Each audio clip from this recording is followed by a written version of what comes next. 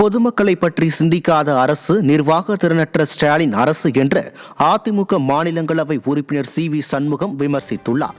விழுப்புரம் மாவட்டம் திண்டிவனம் அருகே நொளம்பூர் கிராமத்தில் புரட்சித் தலைவி அம்மாவின் 77வது பிறந்தநாள் விழாவை ஒட்டி ஏழை எளிய மக்களுக்கு நலத்திட்ட உதவிகள் வழங்கும் நிகழ்ச்சி நடைபெற்றது.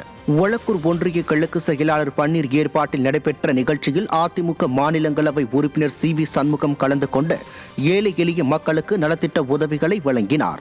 இந்நிகழ்ச்சியில் திண்டிவனம் சட்டமன்ற உறுப்பினர் அர்ஜுனன், மாவட்ட மகளிரணி செயலாளர் தமிழ்ச்செல்வி செல்வபெருமாள், மாவட்ட கழக பொருளாளர் கே.வி. வெங்கடேசன் மற்றும் ஒன்றிய பொறுப்பாளர்கள் ஒளக்கூர் சோமு, மங்களம் மூர்த்தி, அன்பட்டு தனசேகரன், பாங்கோளத்தூர் யோகநாதன் மற்றும் கழக நிர்வாகிகள், தொண்டர்கள் ஏராளமானோர் கலந்து கொண்டனர்.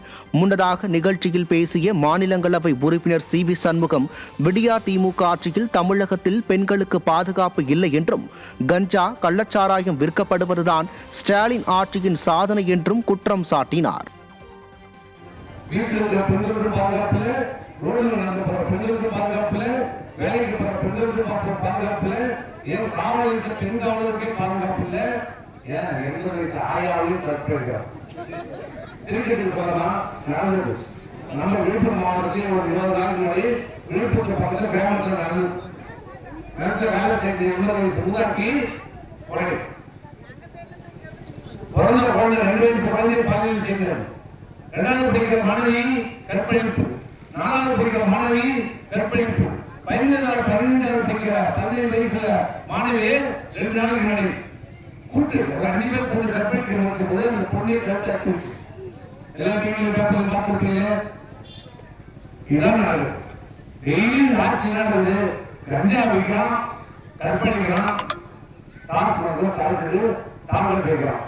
பொங்கல் வந்தா 1000 கோடி, தீபாவளி வந்தா 2000 கோடி தாமரை போய்க்கிறான். அதை மட்டும்தான் இந்த அரசு சாதனையா சொல்லுது, வேற எந்த சாதனையும். தமிழ்நாட்டு மக்கள் எல்லாம், என் குழந்தைகள் எல்லாம் மகிழ்ச்சியா இருக்கிறாங்க. நீங்களாம் குழந்தைங்க, அந்த அப்பா மகிழ்ச்சியா இருக்காங்க. யார் மகிழ்ச்சியா இருக்கிறான்?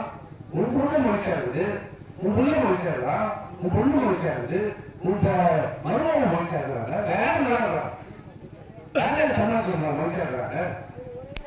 தயவு செய்து மக்களை பற்றி சிந்திக்காத அந்த அரசு, குறிப்பாக தாய்மாருடைய கஷ்டங்களை தெரிந்து கொள்ளாத அரசு, இப்படிப்பட்ட அரசை தூக்கி எறிய வேண்டிய அரசு.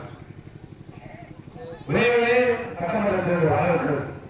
இந்த சட்டமன்ற தேர்தலில் உங்களுக்காக பாடுபடுற இயக்கம், உங்களுக்காக உழைக்கின்ற இயக்கம், குறிப்பாக மகளிர் முன்னேற்றத்துக்காக பல்வேறு திட்டங்களை தீர்த்து செயல்படுத்திய அமல்படுத்திய அனைத்து முன்னேற்ற கழகம் மாண்பு அம்மாவுடைய ஆட்சி வர மீண்டும் 2 லட்சத்தை வாக்களித்து